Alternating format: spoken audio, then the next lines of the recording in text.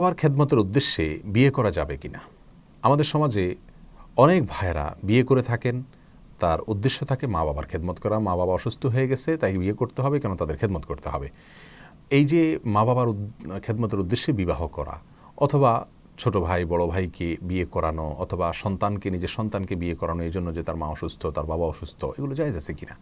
এই প্রশ্নের উত্তরে বলবো যে বিয়ের মৌলিক উদ্দেশ্য এমনটি হওয়া মোটেও উচিত নয়। কারণ স্ত্রী তিনি স্বামীর সংসারে আসবেন স্বামীর মা বাবার কাজের মেয়ে হয়ে, তাদের সেবিকা হয়ে, এটা কিন্তু ইসলামের দৃষ্টিতে মোটেও সঠিক নয়।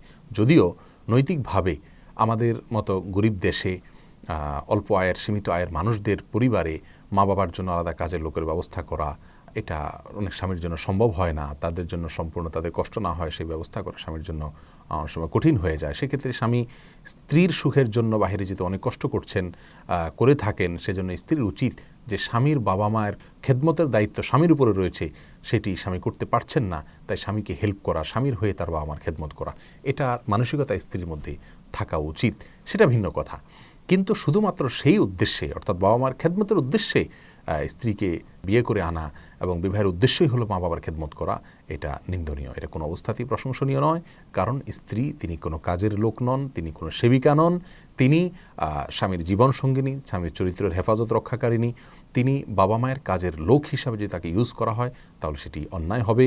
আর সেই সাথে তারও উচিত হবে, মেয়েরও উচিত হবে শ্বশুর শাশুড়ির খেদমত করার চেষ্টা করা। এটা নৈতিক ব্যাপার। তিনি একসময় শ্বশুর শাশুড়ি হবেন, তারও পুত্রবধূ তার সেবা করলে, তার খেদমত করলে, তাকে ভালোবাসলে, স্নেহ করলে তার ভালো লাগবে। অতএব সেই জায়গা থেকে তারও উচিত এরা করা, তার নৈতিক ব্যাপার।